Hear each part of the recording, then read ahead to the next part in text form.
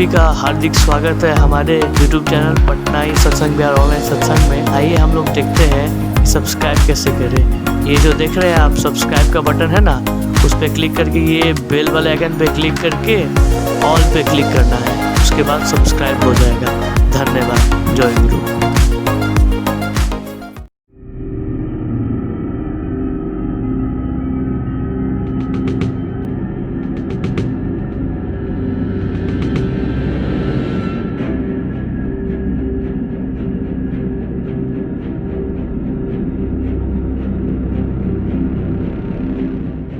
जय गुरु माँ।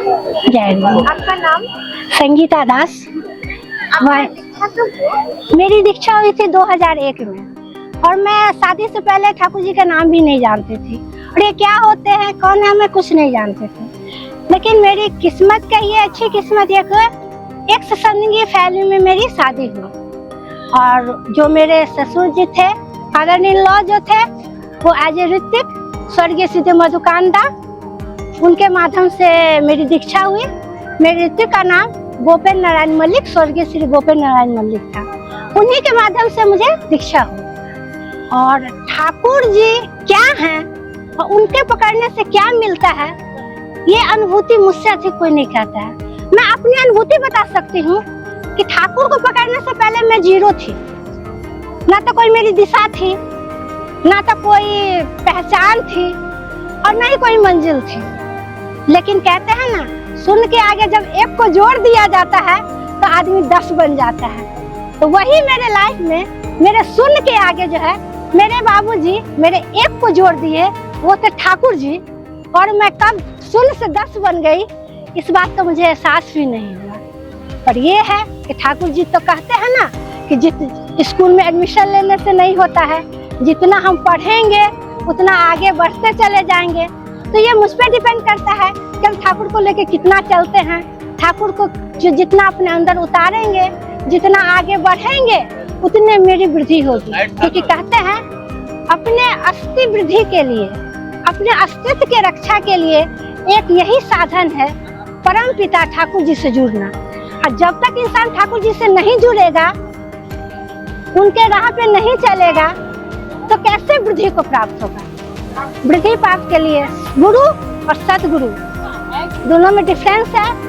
एक होते हैं गुरु, होते हैं as a teacher, mother is a first guru, ये तो सब जानता है। लेकिन सेकेंड गुरु, लेकिन जीवन का मैं अपने जीवन में कैसे सब दृष्टिकोण से आगे बढ़ूंगी, कैसे मेरी वृद्धि होगी, कैसे मैं आगे की तरफ बढ़ूंगी, ये जो है एक सदगुरु ही बता सकते हैं। वो है कलयुग के अवतार श्री श्री ठाकुर अनुकूल चंद जी। और मैं सभी माँ से कहूंगी कि अपनी वृद्धि चाहते हैं तो ठाकुर जी को पकड़े। ठाकुर जी के दया के बारे में यदि हम बताने लगे ना तो पूरे के पूरे किताब लिखा जा सकता है। ये अनुभूति मेरी है। मैं छोटी सी अनुभूति में आपको बताती हूँ। मैं हम लोग जब दरभंगा से आ रहे थे और लगभग पटना और दरभंगा के बीच में लगभग 250-300 गाड़ियां लगी हुई थी। कुछ बच्चे थे, उपद्रवी बच्चे कहिए, कुछ नहीं मिक्स हो जाता है। वो लोग जब जाने लगे तो लाइन से खड़े हुए सभी का शीशा फोड़ना शुरू किया। लेकिन ठाकुर की दया क्या हुई, क्योंकि जमजात सब सस्टेनी होल्डर सब है, तो क्या किया, हम लोग नाम जप करना शुरू किए। इवन की मेरी छोटी सी बच्ची भी थी 4 साल, वो भी नाम जप करना शुरू किया। मेरा बच्चा भी नाम जप का अर्थ नहीं जानता था, लेकिन हम लोग करते थे तो बच्चा भी करना शुरू किया। ऐसा हुआ कि मेरे आगे वाले का शीशा फूटा, मेरे साइड वाले का शीशा फूटा, मेरे पीछे वाले का शीशा फूटा, लेकिन मेरे उस गाड़ी को एक खरोच तक नहीं है। तो ये होता है ठाकुर की दया। ऐसी अनुभूति है लाइफ में जिसका तो हम कभी कर नहीं सकते हैं।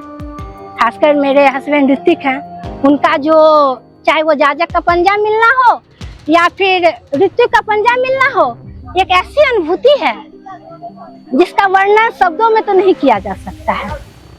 बस यही है, बहुत सारी अनुभूति है, कहने बैठेंगे तो पूरा किताब निकाल ले सकता है। लेकिन थैंक यू। जय